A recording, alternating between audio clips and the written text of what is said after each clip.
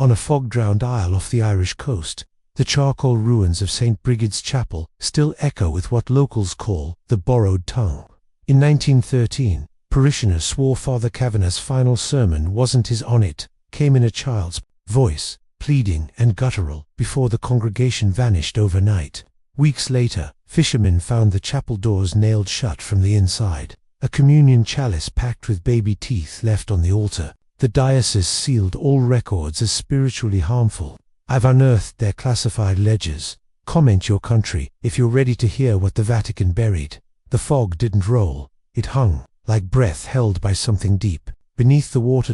In the winter of 1926, the sea was black enough to shame ink. Matthew Gow, a retired fisherman of unremarkable means and habitual silences, rode the tide as he always did when grief took his bones colder than drink could warm. He no longer cast nets for fish, only drifted in the direction the wind pulled his boat. His neighbors in Killarney called it madness.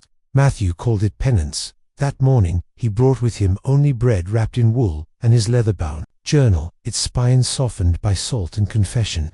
By noon, the fog swallowed every bell tower. By dusk, only the hiss of oar-wood in black water remained. When his net caught on something heavy near the old Brigid ruins, he did not rejoice. He felt, instead, the distinct pressure of being seen. The rope had not tugged, it had been held. He hauled it up alone, arms trembling, mouth muttering, half-remembered Hail Marys and older prayers that stank of peat and cradle songs. What broke the surface wasn't fish, nor relic, nor timber. It was a silver chalice, no larger than a baby's skull. Its stem was thick with limescale and a pale green rot, but the bowl gleamed unmarred, perfect, and filled to its lip with small, ivory-white teeth. He did not scream, only set the thing gently in the hull and whispered, "This wasn't meant to be found." Later, he would write the words carefully into his journal, ink bleeding through the paper like the black tide, into linen. Net caught something near Brigid's. Silver teeth, not fish, not gods. The entry was circled once in graphite, and underlined again, this time in something darker, perhaps rust, or perhaps not. Matthew Goll never returned to the water. A fortnight later, neighbors reported strange, keening hums from his windows, not voices, exactly, but like wind passing through the throat of an old flute. He was buried face down, clutching a single braid of white hair no one remembered him keeping. Nearly a century passed. The journal came to me inside. A locked chest after my grandmother's death, wrapped in oilcloth and pressed between deeds and dead rosaries. Its pages carried a mildew rot that couldn't be scrubbed, only tolerated. I should have thrown it out, but the binding opened easily, as though it remembered my touch. At first, I mistook the pressed object within for dried seaweed. It was not. A thin braid of infant hair, the pale kind that never darkens, like moonlight stretched into thread, lay tied around a folded page. I held it up to the lamp. The hair cast no shadow. The page itself bore a single warning, stamped not in ink, but scorched into the fibers, as if by seal or brand. Property of the diocese. Burn after reading. But it had not been burned. It had been hidden, and in hiding, it had changed. The air around the page turned colder. Not immediately. It crept, like noticing a leak in a ceiling only once your feet are already wet. I read the journal slowly, each entry stitched with something silent and sorrow-shaped. Most were weather reports, scraps of local gossip, net yields. But every so often, without preamble, a single sentence would emerge. Displaced from reason, the crib floated this time. She won't stay under. The bell was for me, but no one rang it. It was as though the journal had recorded someone else's memories between the inked lines. Someone who had never left the water. By the time I reached the final page, my lamps had gone out. Not failed, gone out, as if gently pinched between fingers, and the fog outside my window had thickened against the glass like breath. I didn't live near the sea. The last page bore a drawing, done in the same hand, but with a different pressure, urgent, childlike. It showed a woman in a chapel veil standing above a flooded font. Her hands were cupped. From them, dozens of small white teeth fell like rain into the water. No name, no caption. Only a short, shaking note at the bottom in pencil. She asked me to return it, but not where I found it, where it was taken from. I closed the book and held it to my chest, and though the windows stayed shut, I heard the unmistakable sound of oars dipping in water just outside my door. When I finally looked, the fog had parted, a narrow channel reaching all the way into the field beyond my fence. Water pooled along its path as though pulled up from some forgotten estuary that ended beneath the black oak tree, the one we were told never to touch, where children's ribbons still hung from the lowest branches, tied for wishes that were never spoken aloud. Stepped outside. The cold met my breath like an old ache. I followed the path barefoot, though I do not remember choosing to. Beneath the tree, I found a small mound of earth, fresh, the kind that's been opened and reluctantly closed again. There was something glinting atop it, just visible between roots. I brushed the soil aside. The chalice was there, as I'd imagined it, but now empty, every tooth removed, and beside it, tucked into the curve of the roots like a child sleeping, was a rosary, not made of beads, but of tiny, worn teeth, each strung together with a hair-fine thread the color of milk. When I picked it up, a note fell from beneath it, old, water-damaged, and stitched with salt. No ink, just pressed indentations like a thumb had written it by weight alone. Do not let her hum begin again. The fog thickened, as if inhaling, and from somewhere in the house behind me, I heard the soft sound of a lullaby being hummed, not sweetly, not kindly, but like someone trying to remember what a mother's voice should feel like, long after forgetting her name. I turned back once, the journal still in hand. The braid of hair had vanished. They didn't bury her name, they baptized it. The chapel doors were swollen from rain that never stopped, the kind of rain that tasted old, like it had passed through stone and sorrow before falling on skin. Inside, the pews groaned beneath damp coats and Sunday stillness. Children fidgeted. Women hushed them with breath, not words. Father Kavanagh stood at the pulpit with a blank page in one hand and a wax-stained cloth in the other. His fingers twitched, not from cold, but anticipation, or memory. He had not spoken in weeks. Behind him, a tapestry of St. Bridget sagged from the wall, one thread unspooling down her face like a tear. A cracked icon of the Virgin watched from above, her eyes darkened by soot. When he began, his voice was not quite right. Today, we are called, but the rest was swallowed. Not muffled, swallowed, like his words had hit something dense in the air. A moment later, he tried again, the same sentence, same rhythm, but this time, halfway through, the tone shifted like a bow dragged across the wrong string. Not everyone noticed at first, but those who did shifted in their seats. "It is not sin that damns," he said, voice smooth now, too smooth. "It is silence." Mrs. Byrne crossed herself twice. Her hands trembled. She would later tell her grandson, "That was the first moment I knew it wasn't him." The voice came from his throat, but it didn't stop there. Father Kavanagh's eyes were unfocused, not vacant, searching, as if trying to remember where he'd hidden something long ago. He spoke for 17 minutes. Parishioners said it felt longer, like the words stretched time. They recalled phrases they'd never heard before in Mass, cradle prayers and milk-chant lullabies. "Bring me back my small," he whispered once, not part of any scripture. I only borrowed her tongue. I said I'd give it back. A boy in the front pew began to cry. Kavanagh's mouth did not move for that line. From the rafters, a single bell, unused since Lent, gave one hollow note, then nothing. Someone knocked over a hymnal. The sound echoed like bone on stone. In the choir loft, Sister Enid watched through the lace of her veil. Her mouth moved, but no sound came. She mouthed the words as he said them perfectly, impossibly, even before he spoke. Below, a low hum began, not from the congregation, from the floorboards. A sing-song murmur, sweet and broken. It grew louder, not closer, louder, as though pulled from the walls themselves. A child's voice, or something pretending to be. Several women stood to leave.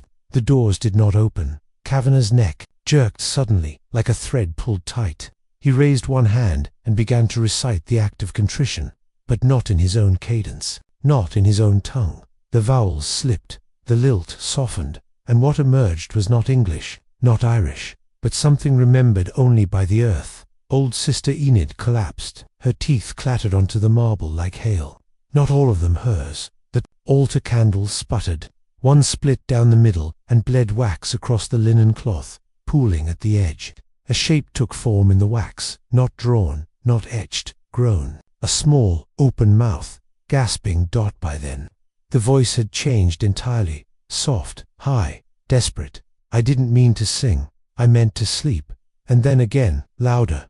Is it Sunday? Am I born yet?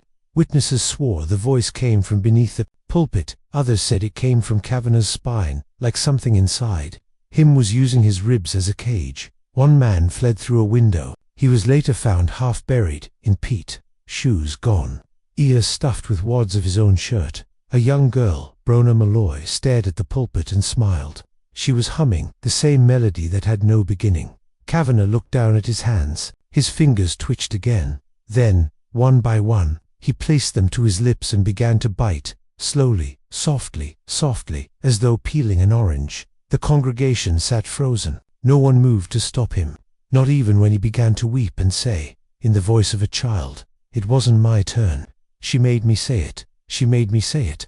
From behind the altar curtain, something fell, a clatter of rope and rusted chain. The communion chalice split, not cracked, split. A perfect line down the stem. Inside, nothing, but those nearest swore it smelled of milk, and teeth. Later, they would find the wax cylinder, a recorder hidden behind the organ pipes. The bishop insisted no one had placed it there. Its grooves captured the full sermon, except the voice was not Kavanagh's, not at all. It was that of a small girl, no more than 5, reciting hymns in reverse, weeping between lines. They played it only once. The needle skipped at the same moment. Kavanagh said, "I only borrowed her tongue." And then, silence, true silence, no breath, no scrape, no echo. The survivor, interviewed in 1957, sat for the recording with hands clenched in his lap.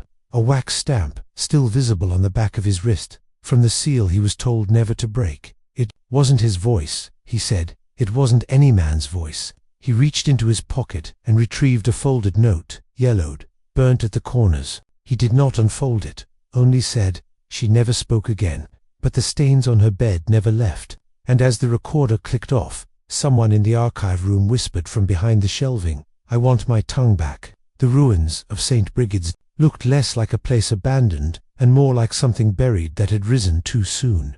Vincent Mallory, contracted under the Irish Historical Preservation Trust in the summer of 1978, arrived at the site 3 days before the rains started. The others had taken photographs and left, citing the softening ground, the black mold, and the feeling, though none said it aloud, of being unwelcome. He stayed. His field notes were meticulous. Every stone, every fracture. He logged shifts. In the nave's humidity, catalogued lichen growth in the apse, traced the faint outline of a child's footprint preserved in the old candle wax. "It's too small to have belonged to any living thing," he wrote, "but it presses still, as though someone is kneeling beneath the floor." On the second morning, he noticed the mass had taken the altar completely. Not from age, from appetite. It clung to the limestone like a cradle wraps an infant, tight, humid, and absolute. His boots left no prints. The air smelled of spoiled milk and bitter ash, sweetened only by the decay of ancient wood and wet hymen. In the choir stalls, mildew bloomed in perfect childlike handprints, for fingers and a thumb, pressed one atop the next, all facing inward, toward the altar. He did not touch them. At midday, light broke through the shattered stained glass. In a single blade, the colors moved unnaturally, not refracted, but stirred, as if something behind the glass breathed. The shape that formed briefly in the red pane resembled a veiled woman carrying something small, a bundle, or a body. Vincent photographed it and labeled the image, Fig, for bee, lamb's, silhouette. By dusk, his hands trembled when he wrote. The sacristy door had been sealed with wire. A rusted latch held by 3 nails, bent like fingers in a child's drawing. It took him 40 minutes to pry them loose. Inside, he found a dressing table, and a mirror, cracked down its center. Behind it, a drawer swollen shut from damp. He dug into the wood with a screwdriver, whispering apologies with each groan of protest the old oak gave. When it opened, the smell of soured milk poured out like a living thing, warm, thick, familiar in the way of old sickness. At the back of the drawer lay a bundle wrapped in yellowed cloth and bound with rosary twine. He unwrapped it slowly, the cloth sticking to itself, disintegrating at the corners. Inside, a scorched hymnal, sewn through the spine with what at first seemed to be pale thread. But as he looked closer, under flashlight, breath caught in his throat. He saw it was not thread at all. Strands of baby hair, woven in crisscrossing knots, some burned, some singed. The pages were soaked through, but not with water. The Hymnal dripped slightly. He touched it. Milk. Curdled. Grey. Still warm. He vomited behind the altar. And yet, he kept photographing. Frame after frame. Hands shaking. Flashbulb, burning briefly in the dark, like the blink of some godless eye. He turned to record the mirror and caught, just for a breath, the reflection of someone standing behind him. He was alone. The image was black when developed, but the smell of milk remained in the photo sleeve. No one in the lab touched it twice. Later, that night, Vincent recorded a final note in his field book. The mildew has spread to the nave, but only where my footprints fall. He slept in his van, locked the doors, dreamt of a choir with mouths too small to fit their voices, singing hymns in a language no one taught them. 2 weeks later, he was found drowned in his bath. The water was cold, the tub was dry, his mouth was packed with paper, pages from the hymnal, soaked in milk, bound together with a single thread of white hair. They tried to trace the book, but the trust had no record of a hymnal recovered. Only the photographs remained, most faded, some warped as if boiled, others showing smudged handprints where no one had touched the lens. One frame captured something else, a single word, etched in condensation on the sacristy mirror. Mine.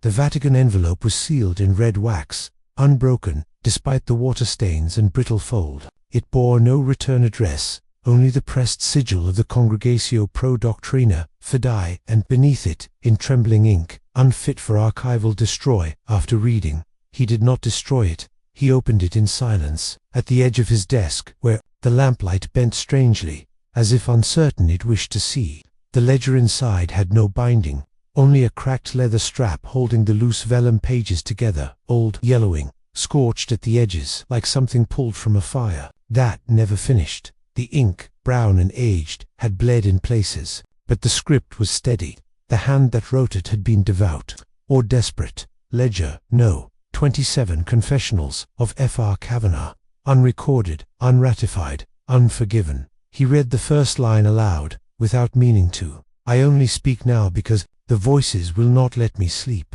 and I have tried all forms of silence. There was no date, no diocese, only initials at the top, J.C., which the narrator knew stood not for Jesus Christ, as some archivists had presumed, but for Jeremiah Kavanagh, deposed priest of the western coast, struck from the registry in 1914 and marked anathema posthumous in the Pontifical Index. What followed was not a list of sins, it was a record of voices, whispers overheard in the confessional, sometimes hours after the church had been locked, notes of humming when no penitent sat behind the grill, descriptions of lullabies sung in reverse, by unseen throats, and once, the scrawled line, a child is buried beneath the font. She is the one they borrow. The narrator turned the page slowly, afraid of what dust might lift. The margins grew darker, thicker. The neat hand of the earlier entries gave way to frantic scratching, Latin phrases written backward, over and over again. The ink changed midway, through, from brown, to something closer to black soot. There were drawings now, one of a chalice filled with teeth, another of an infant with no mouth, only a rosary threaded through its gums. The prayers beneath were not in Latin, nor in any tongue known to the narrator. He felt, for the first time, the taste of ash in his breath. Halfway through the ledger, a different hand appeared, smaller, curved dot, childlike. It interrupted mid-sentence. She gave me the words. I held them wrong. They dripped through.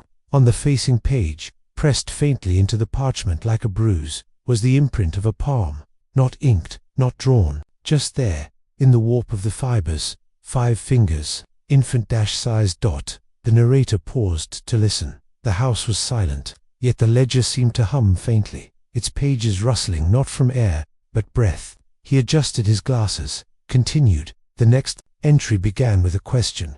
How many voices must you wear before your own dissolves? The words below answered themselves in uneven lines. Father Kavanagh described visiting orphanages along the coast, unannounced, unregistered. He recalled waking up in the choir stalls with no memory of travel. His shoes were always wet. His fingers smelled of milk. He described one ritual in detail. Reclaiming a tongue once offered required.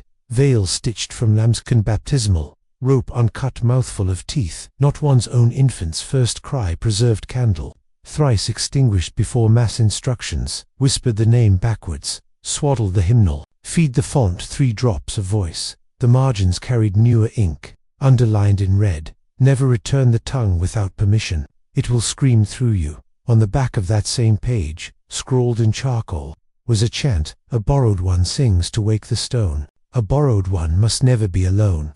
The narrator felt a pressure behind his eyes, like tears not yet earned. Below that, another voice interrupted the ledger. The handwriting slanted. Urgent. They take from coastal children, infants unbaptized, or those too quiet, return to God by candlelight, but not by consent. The nuns kept no records.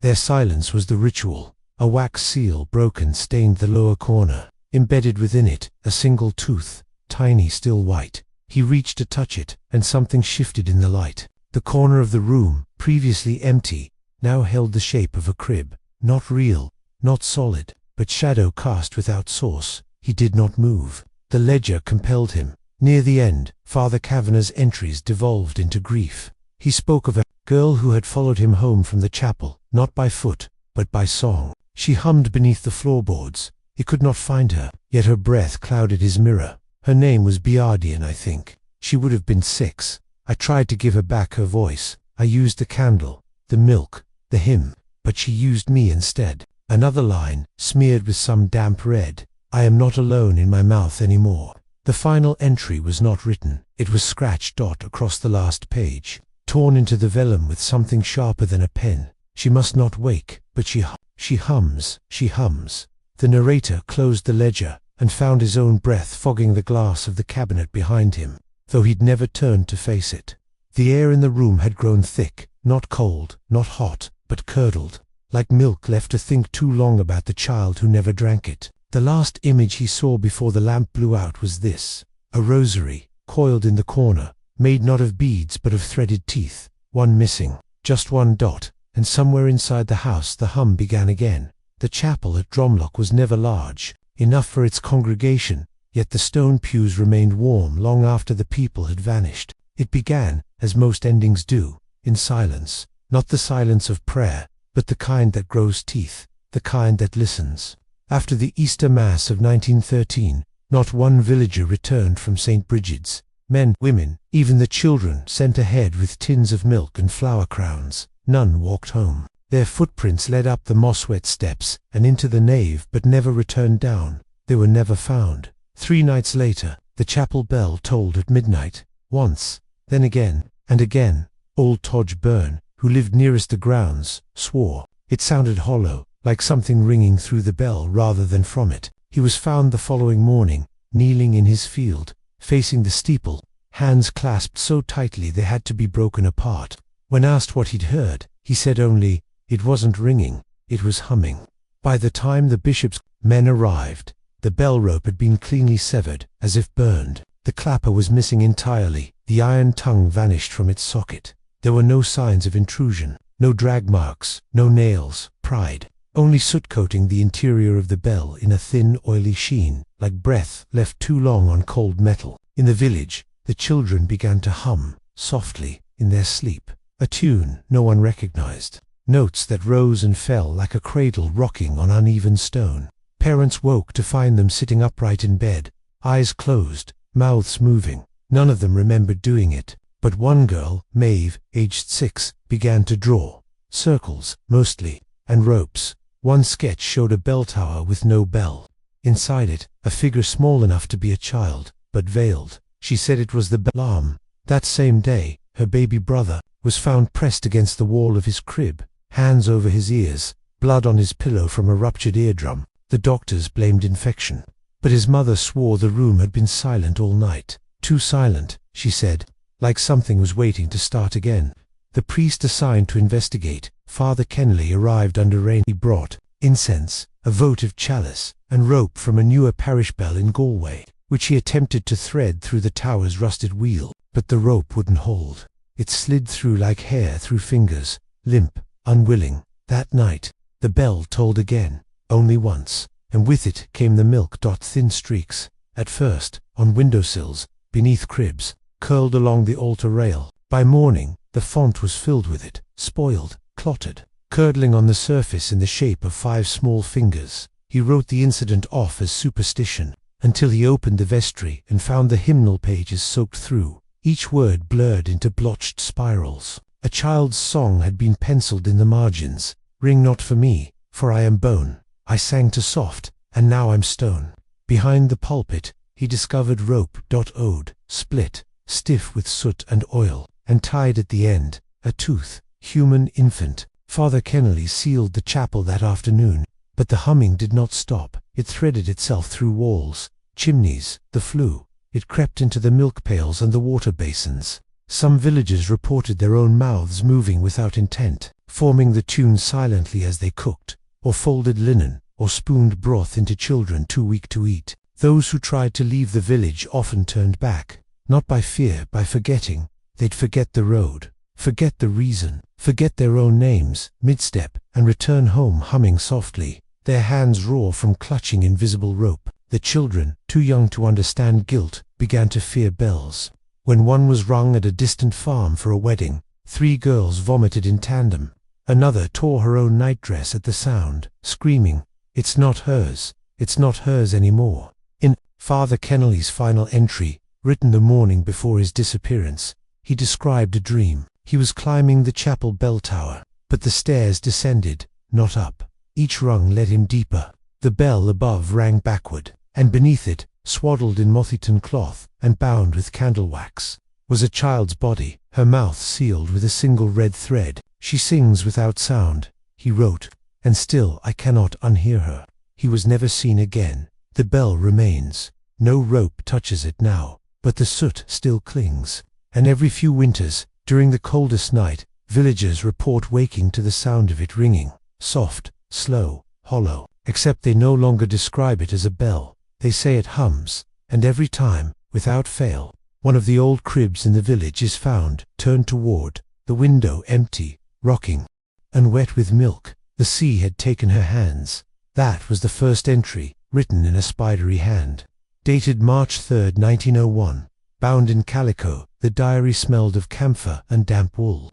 Margins were stained with tea-rings and blood-flecked gauze, and on the last few pages, faint indentations of a fingernail dragged in circles. She had stitched the journal closed with black thread, not to protect its contents, but to stop them from leaving. They called her BRGH, the island midwife, a widow at 23, mother of none, and yet she knew the weight of infants more than any woman on the headland, knew the way their skin turned lilac before birth, the gasp that never came. She measured time not in weeks or tides, but in how many blankets she'd had to fold into stillness. She kept the cold ones separate, wrapped in sailcloth, their tiny crowns brushed with milk and salt water baptized, not by right, but necessity. No bell rang for them, no record held their names. So she wrote them down. Each birth was marked in the diary, each name a soft scar on the page. Myom Hur, Eileen, Ethan, dear maid. Fune. Some pages bore only a drawing of a curl of hair, or a knotted cord. Others had nothing but the word returned. Her hut sat beside the old grave plot, a fenced square of shale and lichen. There were no headstones, only sea glass pressed into the earth to catch the sun. The villagers believed this kept the souls warm, but BRGH said it kept them still. On the night of her last recorded delivery, the wind screamed in Gaelic. The mother, a girl not yet 16, bled through 2 mattresses. The child did not cry, pale waxen, with a mouth that opened like a paper cut but never widened. BRJH held the child to her chest, whispering the old hymn the sisters had forbidden. The womb is not a cradle but a veil. She kept the child beside her that night, laid in a basket lined with lamb's wool and a rosary made of dried knuckles. The next morning, she lit a candle and read aloud the baptismal rites, though no priest had sanctioned them, and no water had touched the child's head. He is sealed by salt, not mercy. She buried him in the soft patch behind the hut. But that was not the end. She wrote of waking to scratching soft rhythmic. From within the cradle she had already emptied. The basket moved, not violently, just enough, as if rocked by someone too weak to lift their own weight. She convinced herself it was memory, that the hands beneath the earth knew no motion, until she heard it again. The second night, the scratching came sooner. The third, it came from beneath the floorboards. She does not wake, she wrote, but she remembers how. She burned sage, poured milk over the grave, covered her ears, and HUMMED. But in the dark, the hum returned. It came not from outside, but within, the sound of breath being mimicked, not taken, the wet echo of lungs that did not know air. Her own limbs grew heavy, as if the weight of the uncreedy for dead had taken root in her bones. One morning she opened her door and found sea glass arranged in the shape of a cradle. Inside it, milk, curdled into a thick, skin-like sheet. A bell sat atop, cracked down the center. It had no clapper. She told no one. The village had turned their eyes from her long ago.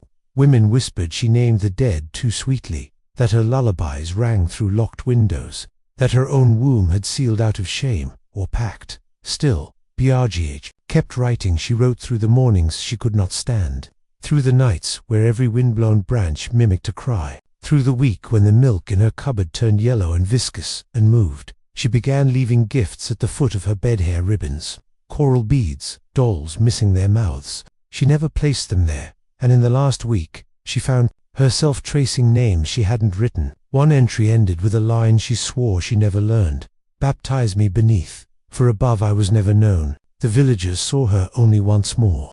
She stood at the cliff's edge, eyes closed, arms open, as if awaiting a child passed from another world.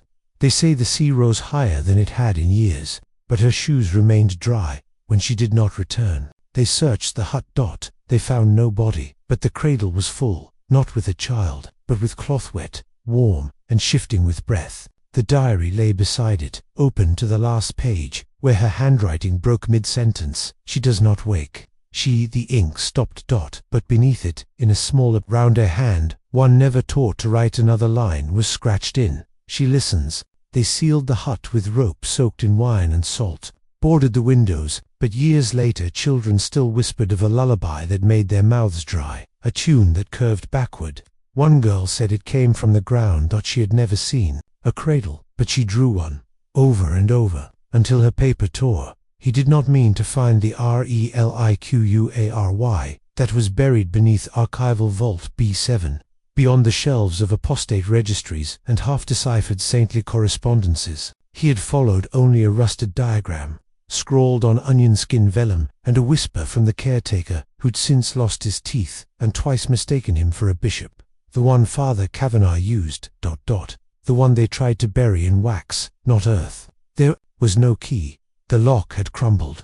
Dust whispered out like breath as the door cracked. Light followed reluctantly. It was not a room, exactly. More like a wound carved into the church's foundation. The walls wept salt. Faint rot hung in the air, not of decay, but of something curdled.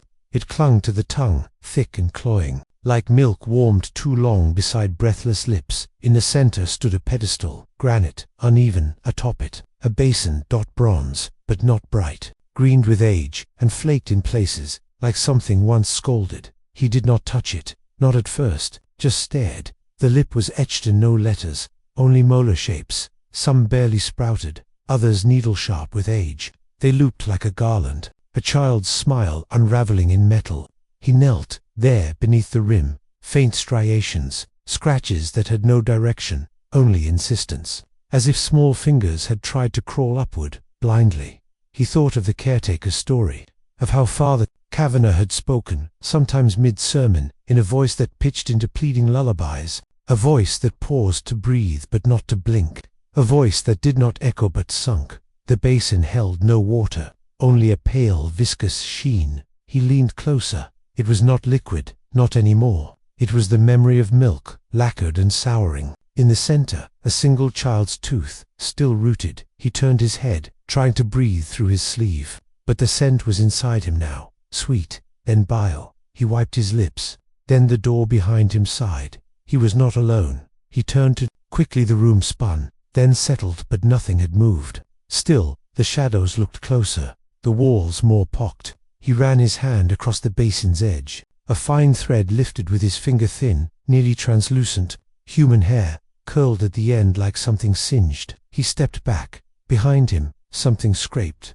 like wood dragged over stone, like a crib, too light to echo, but too old to break. He called out, but his voice was dampened, muffled, as if the stone had learned not to carry noise.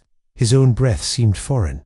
Still, he stayed. He read the ledger mounted beneath the basin, its page lacquered to the stand. It bore no official seal, no Latin, just one hand-scrawled entry, dated 1872, the 6th took. Voice came loose after milk. Half a name said before she split. Left the rest for the next. God forgive me. I baptized her tongue. He stared at the word tongue until it blurred. Then he heard the sound again, not behind him. Beneath, the basin shook slightly, not from force but from intention. A vibration like a hum searching for a throat. He stepped forward and saw that the milk film was thinner now, as though something had tasted it from below. He reached toward it, God forgive him, and touched the edge of the liquid. His finger came away sticky, sweet, sour, then numb.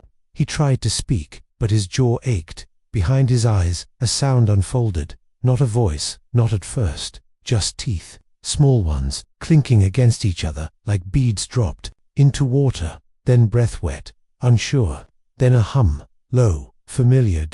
He knew it, not from memory, but from before. The lullaby, the one the children of the 1913 congregation had hummed in their sleep, the one no mother claimed to teach, the one whose tune bent backward. He pressed his hands to his ears, but it was in his blood now. The room pulsed. The basin trembled. From the walls, icons watched, cracked eyes wide with ancient ache. One had no mouth. Another bled milk from its painted sockets. The air thickened, and he remembered a docu-style note found in the caretaker's own scrawl, filed decades prior, slipped now from his coat pocket like a rebuke.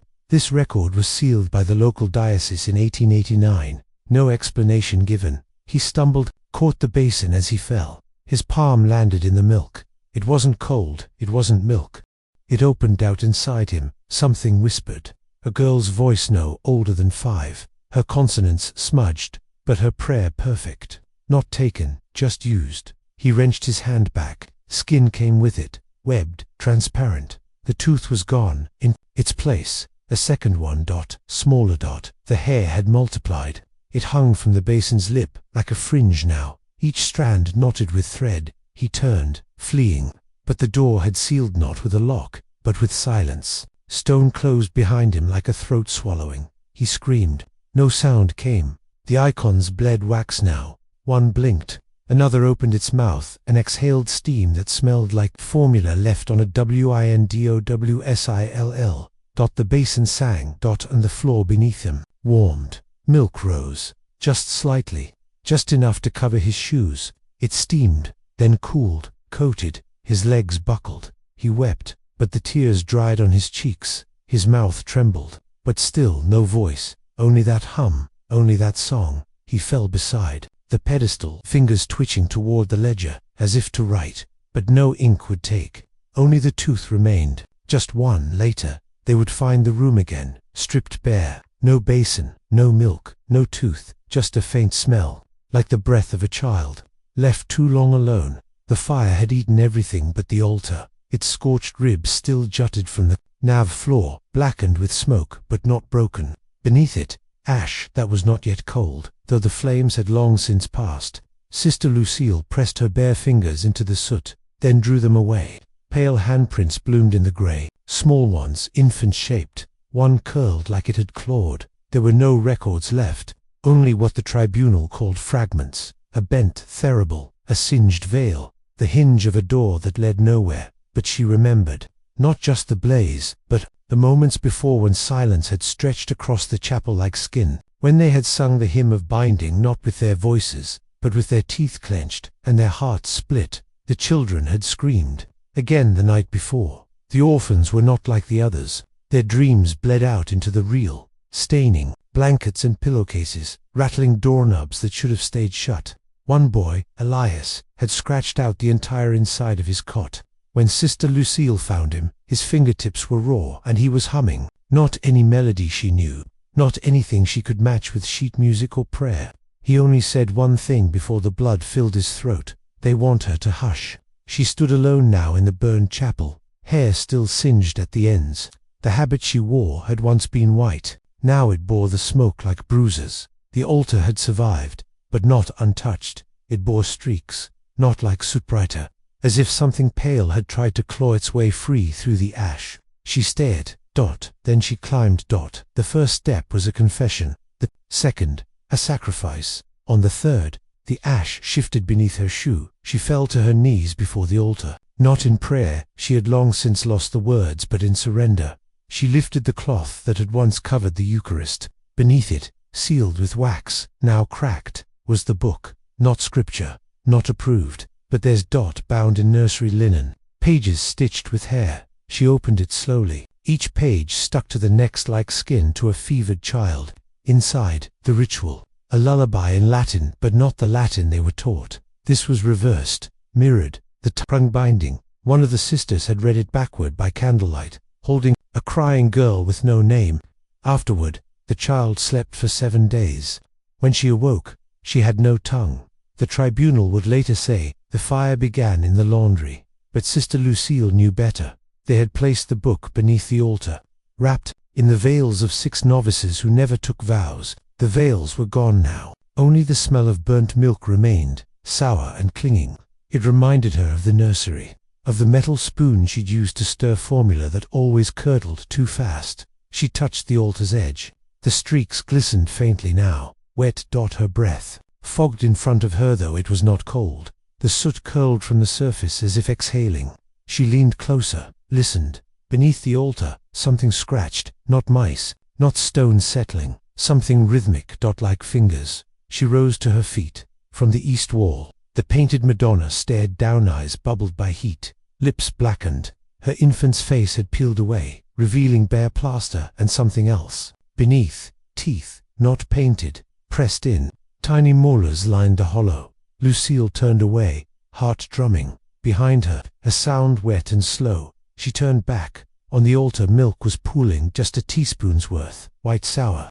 It spilled from nowhere, trickled along the edge, dripping onto the soot-dark floor. Drop by drop, dot. She did not step back. She knelt, dipped 2 fingers in the milk, and drew a cross on her forehead. The skin blistered instantly. She did not cry out. From the shadows behind the choir rail, a child's voice, Hummed. It was not a song, it was a sentence sung wrong. She turned toward the sound, but no one was there. Only veils, dozens, hung from the rafters now, as if the wind had dressed the chapel in ghosts. Each one swayed with breath that wasn't hers. The hymn of binding had been sung 3 times that night, each time quieter, each time closer to being forgotten. The nuns had bled from their tongues by the end. The children did not stop screaming until the smoke thickened enough to hush them. Lucille remembered pressing her hand over Ilias's mouth, humming back the song he sang, trying to drown it beneath her own breath. The fire started in the nursery. This much, she wrote. Later, but the altar was the spark. When the tribunal came, they could not look at it for long. One of them fainted. Another whispered, "It's warm."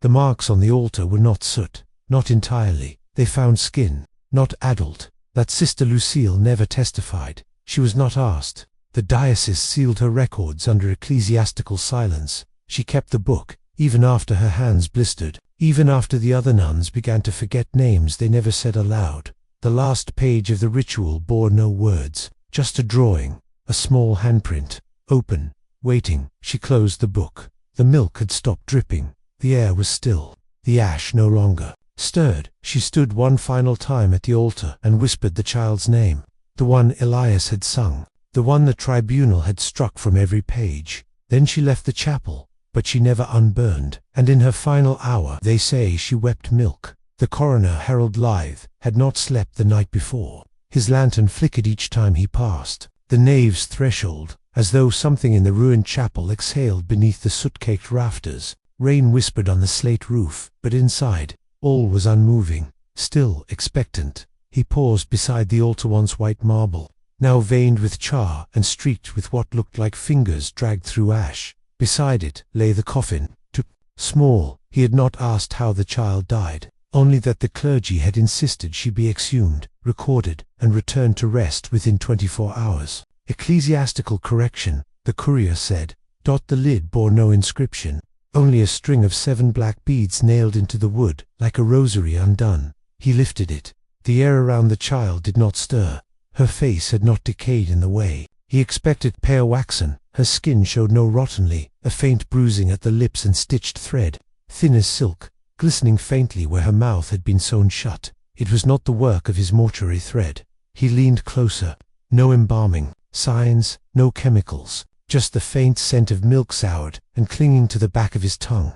Her hands were curled inward, fingers impossibly small, with faint crescents of dirt beneath each nail, as if she had clawed at something, or someone. He lifted the jaw, gently, shears in hand, intending to inspect the mouth. The thread gave way with a soft tug. The teeth should not have been there. They were not teeth in the ordinary sense. They were too many, and too uniform. 2 full rows lined the upper and lower gums, like doll's teeth pressed into wet clay white, glinting and neat, each incisor identical to the next, as though carved or set. A shiver ran across the back of his neck. From behind him, a drop of rain found a crack in the roof and struck the altar. It hissed, as though the stone itself rejected water. He turned the child's head gently, lifting it with care, and found, behind the ear, a faint tattooed cross, not ink branding, barely healed. In his notes he wrote, "Female, approximately 4 months, post-mortem rigidity absent, no internal preservation, oral anomaly consistent with polyodontia but symmetrical, non-natural." His pen hovered. He had seen dental abnormalities before. This was not that. His hands trembled slightly as he traced the final stitch. It had been tied, not at the lips edge, but at the base of the tongue. Why seal her speech? Why seal it so carefully? He did not know he was humming a soft lullaby. He could not place the tune. It came low, under his breath, like something remembered from his own cradle. But he'd never heard it before. He stopped. The room fell silent. Then a soft scrape. Beneath the altar he turned. The shadows there were deeper than the rest of the nave, not merely dark, but bruised, as if the stone had learned to remember. From within, something shifted. A drag, a whisper of bone against soot. "Just rain," he murmured. But the scrape came again. He rose, lantern held out, casting a jaundiced circle of light over the chancel. Icons above the altar had blackened from the fire years ago, their faces hollowed by soot, mouths split open in silent hymn. One had no eyes left at all, only rivulets, where tears had once been painted. He moved toward the altar. The scrape ceased. Beneath the altar cloth, something protruded, a line of wax, pale, finger-shaped. He reached down and peeled the cloth aside. 7 small wax hands had been affixed beneath the altar, each with a wick where the wrist should be. One was still warm to the touch. He did not touch it again. Back at the coffin, the child's eyes were now open, just slightly, a slit of milky blue under lashes too thick for her age. He hadn't opened them. He hadn't touched her face. He closed the lid. In his final notes he wrote, "No signs of decomposition. Oral cavity surgically manipulated. Stitches secured with ecclesiastical, not infant, may have been used in ceremonial capacity. Body to be reinterred immediately." Then, after a moment's pause, he added a final line. "I did not imagine the lullaby. It came from her." He blew out the lantern, but just before darkness took the nave, he saw it etched faintly into the inside of the coffin lid, hidden beneath the black rosary beads. They didn't bury her name, they baptized it. He never returned to the chapel again, and 3 nights later, his neighbor found him half submerged in his own tub, mouth brimming with milk, every tooth loosened, scattered like hail across the tiled floor. His autopsy was inconclusive. The priest who read his last rites did not speak of the child. Only, as he left, he whispered, "She does not sleep, she waits." The letter had never been opened. The paper was soft with age, the folds deep as knuckle lines, edges brown like skin left too long in the sun. It had no stamp, no address, only a name in pale pencil on the front. Anwan, her grandmother's name, a name that had never been spoken aloud in this house. Mara held it gently, almost reverently, afraid it might weep if touched too roughly. She had found it between the crumbling hymnal pages buried in a box beneath the floorboards of the vestry.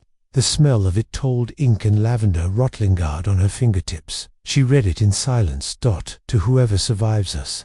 This is not a confession. It is the only thing I have left that will not rot my tongue. The parish taught us to hush the night. They bound our lullabies and told us they were hymns. But you cannot trick a mouth that has already tasted fire. You cannot unteach a scream once it's taken root."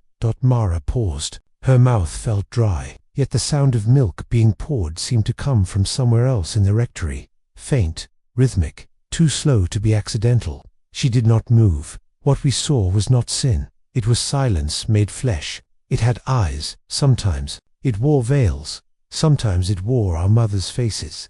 But always, it knew our names before we were baptized. The floor beneath her creaked, not beneath her weight, but beneath something rising from below. She folded the letter halfway, as though she might protect the words from the air. Through the cracked window, the moon hung low, sour and swollen. Its light filtered through the lace curtain, casting a crib-shaped silhouette on the floor. But there hadn't been a crib in this house since the convent fell. Still the outline remained, motionless. Waiting, she turned the letter over again, and read the name aloud. The curtain did not move, but the crib shadow shifted slightly. She heard the faintest rattle of beads, perhaps from the rosary nailed above the door, or perhaps from beneath the floorboards. The letter slipped slightly in her hand. When they took us into the stone rooms beneath the altar, we were told it was for silence, not punishment, not prayer, just quiet. Too quiet, what had entered us when we were too small to understand its name. They said if we did not learn silence, it would learn us. The air grew heavier, and with it came the scent, sour, milk and soot. Her eyes watered, but she did not wipe them. In the corner of the room, near the disused confessional chair, a hymn book lay open, though she had not touched it. Its pages turned once, then again. Mara stood. The letter still trembled in her hands. She walked toward the old pulpit, where her grandmother had once taught catechism, before her voice disappeared for good. Some said it was grief, some said it was punishment, but the children who'd grown up on this coast whispered that she had given her voice to something that spoke in cradle sounds and moved like fog in candlelight. The altar cloth had yellowed with age. Beneath it, scorched wood bore faint outlines, handprints, child-sized, pressed into the grain as though something beneath had clawed to come up.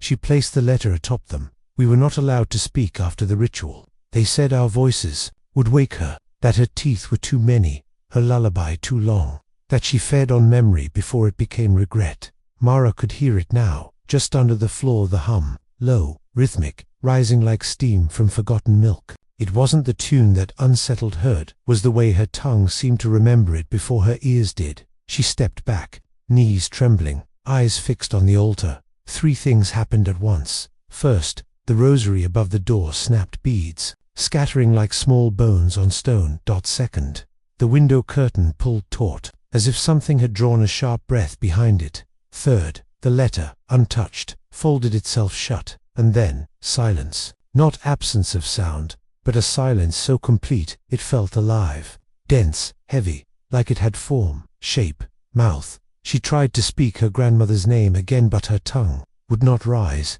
Her mouth held only that sour, sweet taste, the taste of milk in a dead child's mouth. Behind her, the pew creaked. Once. She did not turn round. What you inherit is not shame, it is silence, and silence will outlive even the ash. She reached for the letter again, but it was gone. In its place, a swaddling cloth, small, yellowed, stitched along the hem with dark thread that spelled out no words, only repeating loops. Like mouths that could not close. A single tooth rested atop it, tiny, milk-white, still warm. She left the chapel then, not running, not screaming, just walking as if guided by something that had waited too long to be remembered. They say Mara never spoke again, but some nights, when the fog curls too tightly around the bell tower, children swear they hear their own cries returning to them, sung from beneath floorboards that no longer exist. The parcel arrived unmarked, wrapped in coarse ecclesiastical linen, the sort used to cover chalices during Lent. No stamp, no sender, only a hand-inked wax seal of the Vatican's Archivum Secretum, pressed into the threadbare cloth like an accusation.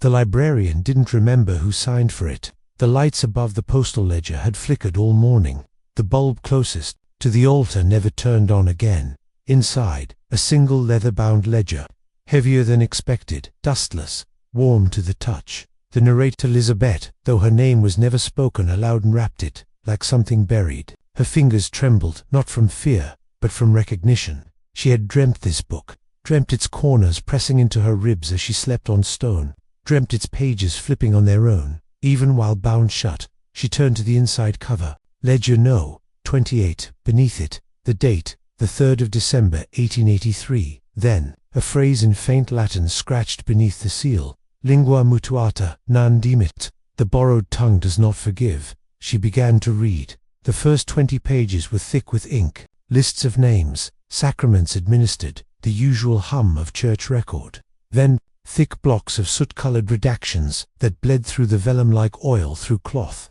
Entire paragraphs blotted to silence, margins scribbled out with small circles, again and again, until the pen must have split beneath the pressure. Only one phrase had been spared. The borrowed tongue does not forgive, it only waits. Elizabeth paused. She felt something shift behind her eyes, like memory stirred that was never hers. She turned the page, a sketch, a crude rendering of a reliquary bronze, chalice-like, inset with what might have been teeth. Not adult, not shaped for grinding or tearing, the kind infants lose before they can name their own mouth. Beneath it, tongue vessel, property of Kavanagh, last recorded use, Corpus Christi, 1879. A soft sound interrupted her breath, not a knock, not footsteps, just the hollow flutter of fabric falling from height. She looked up. One of the altar veils had come loose from its hook, trailing slowly to the floor, as though pulled by an unseen hand. It landed with a softness that echoed far louder than sound. Her hands returned to the pages. The record resumed, fragmented, baptismal rites rephrased, rewritten, erased. One phrase reoccurred in the margins of half-redacted prayers, voxing functum hedem, redeemed voice of the infant. Or perhaps, the infant voice, redeemed. She remembered now. In the recordings, she reached for the audio device on the pew. The last reel she'd documented from the Eastern cloister had ended in static, but just before the silence swallowed it whole, she'd thought she'd heard something. A hum, the kind a mother makes, bone-tired and lullaby-starved. She rewound it, let it play. The tape hissed, then clicked. Then a small voice, not quite singing, not quite weeping, just syllables, soft, without language, but rhythmically precise, as if read from a buried hymnal. The lullaby clung to the edge of comprehension like breath on a mirror. She pressed stop, removed the headphones. Her mouth was dry again. In the chapel's silence, another sound now replaced it. The scraping of chain, dull, patient, coming from the reliquary room she had locked earlier that night. She did not go to it. Instead, she traced her finger over one of the redacted pages. The ink flaked slightly beneath her touch, like burnt parchment, and under it, barely visible, was a single word. Adopt of it. She adopted. Elisabet, whispered the word aloud, though her voice felt borrowed, not by possession, but by pressure, as though something else had already shaped her throat, long before she chose to speak. The ledger grew heavier in her hands. She flipped faster now, desperate for unmarked thought. Near the back, loose pages tucked into a stitched pocket, a child's drawing, charcoal, faint, a woman with no mouth, standing behind a child with too many. Dozens, layered like petals, opened along the jaw, and beneath it, in small, trembled script, she sang for me, so I could stay asleep. The lights dimmed, she stood, ledger pressed to her chest. The candle above the altar flared once, then sputtered, and, in the moment before darkness claimed the nave, Elizabeth heard the lullaby again, but not from the recorder. It came from beneath the pew, from within the wall, and worst of all, from inside her own memory. That a lullaby that wasn't hers to remember, a voice shaped like her own, but softer, smaller, as if she'd once sung it to someone she had never held. She ran, but not toward the door. She ran toward the reliquary room, because some silences, if left untouched, will begin to hum, and some hymns, if sung long enough, find new mouths to borrow. The recorder remained on the altar, still playing. In the static, the voice whispered one last phrase before vanishing. She didn't forgive me. She just waited. The dream began, as it always did, slow, silver-toned, and muffled as if soaked through wet wool. A child's breath fogged the edges of the frame, and somewhere beneath, milk warmed in a chalice lined with teeth, not dropped or shattered, but arranged with reverent smooth ivory crowns, circling the rim like a communion of things too young to have chosen. Elizabeth stood in the cloister garden, though she knew she had never been there in life. The ivy strangled the walls in a silent chorus, each leaf shaped like a child's tongue mid-prayer. The basin was before her, bronze, full steamy, and beneath it, she could see them, tiny mouths, opening soundlessly through the stone floor. Eyes, no breath, only gums lined with pale crescents, desperate to speak. We are not yours. The voices began not sung, but layered, like fog gathering over sea. We are not yours. Again, and louder, she reached for the chalice. Her hands no longer. Hers stilted it, and the milk, still warm, began to spill, thick and sour, across the mouths below. They did not choke. They drank. She woke to the sound of her own breath returning, the recorder beside her off, the light on the desk off, the window open. She hadn't opened it. The air that moved through the flat was warm with breath, and sweet with something curdled. Something left too long. She did not scream. She'd learned not to. Instead, she turned slowly to the desk where the Vatican ledger had once been. It was gone. In its place, a photograph. Her own baby photo. She remembered the dress, remembered the lace collar her grandmother had insisted on. She remembered even the small birthmark that curved near her jawline like a comma. What she did not remember, what had never been there, was the black ink where her mouth should be, a wide, clumsy smear, not drawn but pressed, like a thumb had blotted her speech from the image. It hadn't been there last week, when she'd pulled the photo from her archives for the restoration project. It hadn't been there last night. The ink was still tacky. She stared at it, and in the low light, it seemed to pulse, not bleed, not spread, but breathe. From the corridor, a new sound, a rustle, paper brushing paper. She rose. A single note sat at the floor's edge, folded once. YELLOWED. She picked it up. No name, no signature, just 6 words, written in a shaking, childlike scrawl. We learned the silence from you. Elizabeth sat back down. She placed the note beside the photo, then the recorder in front of her. She did not press play, not yet. Instead, she stared at the wall behind her desk, where the plaster had begun to crack in the shape of a closed eye. One long fissure above, one small below, a curve at the side. Watching, or remembering, she reached slowly for the recorder, pressed rewind. The device clicked, the tape began to hum, and then the same lullaby from the previous chapter, but lower now, slower, off-key, not a melody, but a memory, one sung by someone who did not know the words, only the rhythm of holding. She placed the photo face down. The sound shifted, the pitch rose, then a second voice beneath the lullaby, a whisper that did not match, a child's voice, cracked from disuse. She drank it for me. Then silence, then a sound like milk dripping into a hot chalice. She turned off the tape. The smell had grown stronger, sweet, then sour, then old. The kind of smell you only recognize from memory, from night feeds, spoiled blankets, unwashed cribs, the scent of need, gone too long unmet. She stood. She crossed the room to the cupboard, where she had stored the cracked chalice after the exhumation site. The reliquary was sealed in cloth and salt. She had done so herself, with gloves, with prayer, with denial. The salt line had been disturbed. The cloth unwrapped.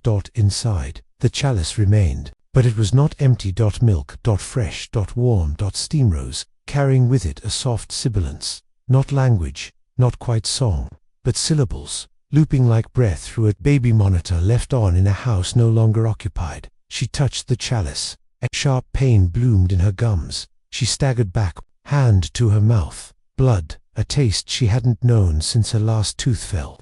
Decades ago. She ran to the bathroom mirror. No blood there, no mouth, not even a face, only a crib, empty. She blinked. Her reflection returned, but younger, mouth agape, eyes wide, and in her throat, not words, but milk, bubbling, refusing to swallow. She spat onto the tiles.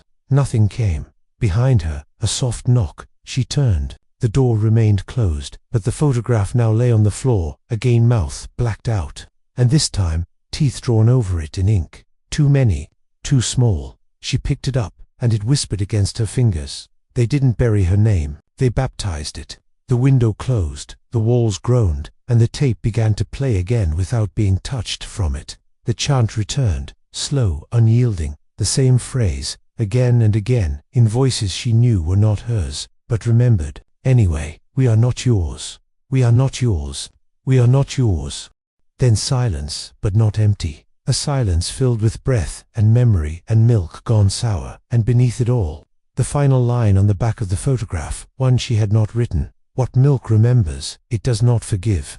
The tape crackled. Before it spoke, not with a voice, at first, but with something, the sound of cloth dragged over stone, a wheeze like rope pulled tight around damp wood. Then silence. Then again, the breath of time waking in a sealed box, Joan didn't move. She sat as her grandfather had sat, spine bowed, headphones loose around aging ears, forearms resting on the parish library table, as if still awaiting penance. The reel spun with reluctant rhythm, its casing scarred with rust and something darker, something salt-dried and sticky, like old blood or communion wine long left uncorked. Ark of M. Kavanagh II. The label read, in a faded Vatican hand, found in a salt-cracked crate marked only with a scorched cross and the year, 1993. No one knew what the first reel said. The archivist who'd tried to transcribe it had left 3 pages blank and his resignation on the 4th. Joan hadn't asked why. She hadn't needed to. When the first reel was played, the light bulbs in the archive began to flicker, not together, but in a child's rhythm, like a knock, knock, knock, knock, wait, knock. No one could explain that either. The second reel had arrived from the Holy See, months later, unmarked and with a single phrase typed in Latin, Numquam rederunt. They never returned. Joan reached forward with gloved hands and pushed the second reel into motion. The hiss returned, then the sound of rain, although the weather outside was still. Then, through the static, a voice hollowed, sanded down by years, yet not unrecognizable. Father Kavanagh, we borrowed them, the voice said. It came like breath through damp gauze, because heaven was too far. The sound of hymnals rose distant, warbled, reversed. Children's voices trying to sing backward. It seemed. A scraping noise followed. Then something unmistakably alive. The shudder of a pew shifting, not in echo, but in presence. Joan flinched, her eyes lifted to the rafters. Of course, there was no one. The chapel above the archive had been closed since the investigation. Moss now grew from the font. The altar had collapsed on itself like a child folding in prayer and forgetting how to stop. Still, the tape continued. They came to us crying, Kavanagh whispered, and we gave them silence. Our silence, bound by bell and tongue and the holy rope. Joan closed her eyes. The words pressed like breath against her neck, though the air in the archive was still, cold. Her fingers shook slightly as she pressed the recorder's pause, only to find the wheel still turning. The tape had not stopped. It would not stop. Then came the scratching dot, not from the tape but beneath it. Joan leaned forward slowly, peering into the tape deck. She could see something now pressed between the reels, a tiny sliver of parchment, perhaps vellum, curled like a fingernail. She pinched it free with tweezers. One side was blank. The other bore 5 words in that same Vatican type. They have borrowed us back. A flicker behind her. Joan turned. Nothing but in the reflection of the brass icon behind her desk. The Virgin's face was cracked, not chipped. Cracked diagonally from cheek to jaw, as if she'd tried once to scream but changed her mind. Joan turned back to the tape. It played still. The voice, slower now, thick, as if speaking through water. First, we gave them our hymns, then our voices, then our names. They were never ours, not really. They came with their own, but we stripped them, blessed them, baptized them out. A sound like wood creaking, a lullaby sung under breath, not in melody, but rhythm. Not one Joan recognized, but her skin responded anyway. Her teeth ached, her mouth watered with milk. On the table before her lay her research binder, and within it, a photo she had not placed there, a group of orphans, pale, wide-eyed, facing the lens like prisoners awaiting sentence. Among them, a child stood slightly apart, chin raised. Its mouth was blacked out in thick pencil, not scratched, not burned. Black like a redacted name. Joan pulled the photo free. On its back, in faded ink, someone had written, Vessel 3, retained. The lullaby swelled. Her headphones buzzed. She reached again for the volume dial, but her hand paused her palm, slick with sweat, because the tape had changed. Kavanagh was gone. Now, a new voice, smaller, higher, young. We waited, it said. We watched. Joan's throat dried. We watched you sleep, and tried to remember your words. We sang to each other, but our songs came out in parts, because we were not full. The tape hissed. The light in the archive dimmed, a mechanical flicker, just the sensation of something pulling daylight away. A pause. Then, you took our tongues. Now we borrow yours. Joan pressed stop. The tape still spun. She yanked the plug from the wall. The tape still spun. And then from deep within the archive shelves, where the floorboards bowed and the stained glass threw colors no longer present in daylight, a sound, the low rattle of a crib, as if gently rocked by unseen hands. Joan turned slowly toward it. On the far side of the archive, the crib stood beneath an iron crucifix rusted through the face. The crib had once held records. Now it was empty, or rather emptied, but on its linen sheet, faint impressions remained. 12 of them, pressed outward as if something had crawled from within and left no trace but its absence. A second voice whispered from the reel. "We borrowed you back." Joan's lips parted, but no sound came. No scream, no prayer, only a warmth down her. Milk, no. Blood. She tasted iron, then salt. Her teeth ached again. Then, one by one, they loosened. She stumbled from the table, pressing a palm to her mouth, but something within her pressed back, soft, wet, small. She fell to her knees before the relic cabinet, staring through glass warped with age. Inside it, the old chalice, the one from the earlier reels, the one Father Kavanagh had called the mouth of grace, trembled on its shelf. Milk filled it from nowhere, from air, from memory. And in that milk, floating like petals from a drowned flower, were teeth, dozens, tiny milk teeth, and then one of them turned. It was not a tooth, it was a tongue. The reel spun faster now. "We are not yours," the children sang. "We are not yours." Joan screamed, but no sound left her. From the speakers, the lullaby returned, rising, widening, surrounding. And beneath it all, one final whisper, half breath, half confession. "We borrowed them because heaven was too far. And then, now, they have borrowed us." 14. This sermon never ends there. Damp breath of autumn pressed against the leaded glass as dusk folded the study into its own bruised shadow. Outside, rain ticked softly on the warped slate roof, a patient, methodical tapping like nails against wood. The narrator sat hunched over a desk strewn with yellowed papers and frayed hymnals, candlelight bleeding across their fingertips. Dust curled in the glow, restless and alive, like motes whispering their own private litanies beneath their palm. The recorder's red eye blinked, though they had not touched it. The study smelled of old linen and candle soot, of paper gone sweet and mold soft with years. They could almost hear St. Brigid's Chapel again, its cracked bells tolling over a courtyard slick with milk and blood, the echo trapped in their teeth. It came in fits, now snatches of chanting voices, pale fingers clutching at hems, a child's cough smothered in a novice's veil. Memory had become a room with too many doors, each one promising release but leading only back to the same rotting pews. Their eyes drifted to the window, where water streaked the glass in long, trembling lines. For a moment, they saw a figure beyond the reflection, a girl in a grey smock, clutching a hymnal to her chest, her mouth opening in a silent psalm. But the study was empty, save for the hush of settling timber. A faint whir, so soft it might have been imagined, crept from the recorder. It clicked, spooling tape, though no hand had commanded it. Static hissed, thin as breath between rosary beads. They didn't bury her name, they baptized it. The phrase slipped unbidden from their throat, bitter as iron. Their fingers dug into the wooden armrest. The oak was splintered beneath years of quiet, the grain dark where candle wax had seeped like old tears. They remembered how Sister Agnes' hands trembled, clutching her cross until the silver bit her palms. She had knelt there, lips raw from murmuring endless Gloria Patris, as Sister Eileen stitched a child's mouth shut in the alcove. It was always in the alcove, beneath the broken Madonna whose eyes were two black pits bored clean by time. In the study, the candle leaned, wax sighing down its length. It clung to the brass holder like a small, twisted body.